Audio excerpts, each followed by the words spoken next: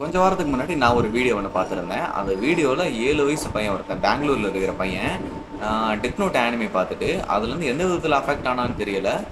கடைசியாக வந்து நான் நரகத்துக்கு போகிறேன் அப்படின்னு சொல்லிட்டு ஒரு கடிதம் எழுதி வச்சுட்டு இறந்து போயிட்டான். இந்த நியூஸ் வந்து நான் ஒரு ரீலில் பார்த்துருந்தேன். அந்த ரீல் எப்படி வந்திருந்தது அப்படின்னா, ஃபர்ஸ்ட் வந்து ஒரு நியூஸ் சேனல் வந்து சொல்கிறாங்க, உலக புகழ்பெற்ற அனிமேஷன் தொடரான டெத் நோட்டை பார்த்து இப்படி இந்த பையன் இறந்துட்டான் அப்படின்னு சொல்கிறாங்க. அதுக்கப்புறம் அந்த கடித விஷயத்த கடைசியாக சொல்கிறாங்க. அந்த எடிட்ல பார்த்தா தீமைதான் வெல்லும் அந்த சாங்கை போட்டு அது ஒரு எடிட்டர். எனக்கு ஒரு விஷயம் புரியவே இல்லை. இப்போ அந்த எடிட்டர் இருக்கட்டும், இல்லை அந்த நியூஸ் சேனலாக இருக்கட்டும், அந்த நியூஸ் சேனல் சொல்லும் போதே உலக புகழ்பெற்ற அனிமேஷன் தொடர் டெத் நோட், இந்த இடத்துல அந்த அனிமேஷன் தொடரை பற்றி புகழ் பேசணுமா? அதை பற்றி பெருமையாக பேசுறதுக்கு எந்த அவசியமே இல்லையே.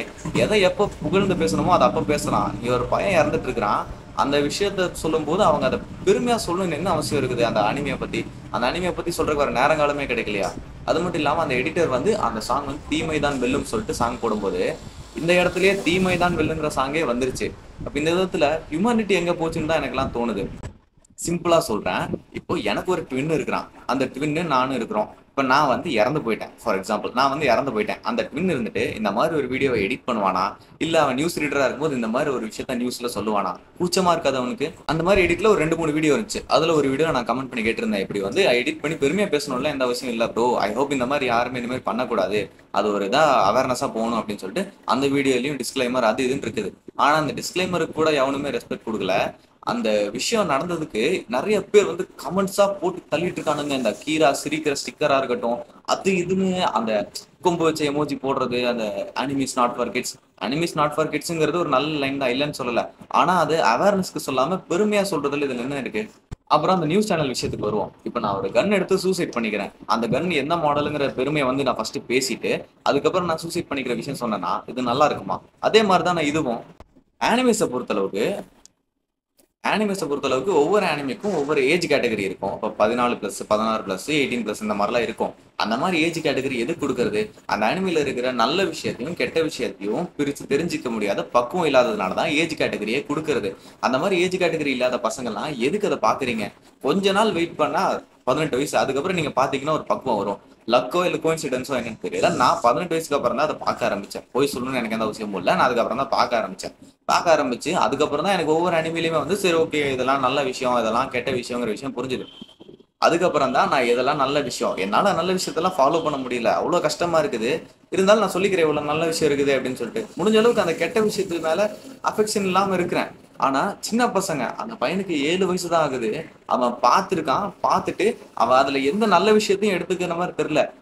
அந்த கமெண்ட் செக்ஷனை பார்த்துட்டு எனக்கு ஒஸ்டான கமெண்ட் செக்ஷன் இதுதான்டாங்கிற மாதிரி ஃபீல் ஆயிடுச்சு.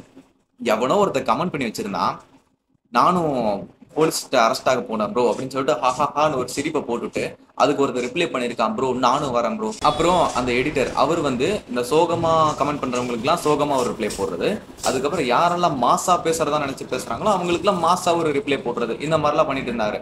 அதுக்கப்புறம் வந்துட்டு நான் கேட்டதுக்கு, இந்த வீடியோ எப்படி ப்ரோ வைரல் பண்றது?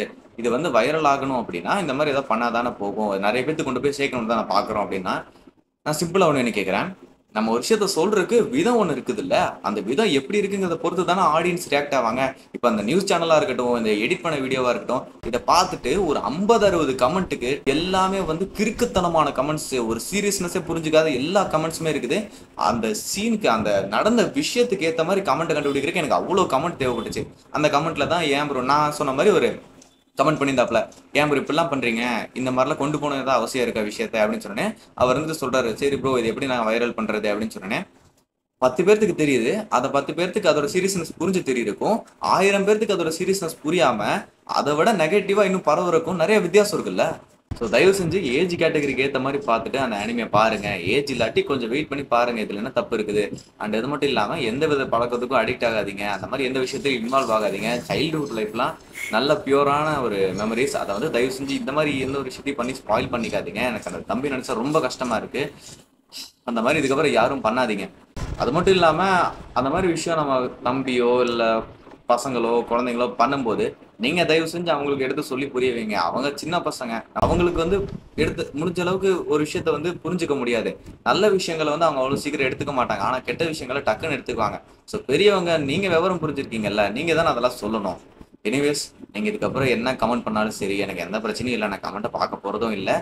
நல்ல விதமா இருக்கும்னு நினைச்சீங்கன்னா நிறைய பேருக்கு கொஞ்சம் ஷேர் பண்ணி விடுங்க. நல்லபடியா இந்த விஷயம் வந்து நிறைய பேருக்கு கொண்டு போய் சேர்ந்தா சரி. இல்ல உங்களாலயும் நிறைய விஷயம் வந்து சொல்லி இது புரிய வைக்க முடியும் அப்படின்னு நினைச்சா நீங்களும் தயவு செஞ்சு சொல்லுங்க. நிறைய விஷயத்த புரிய வைங்க. Thank you so much.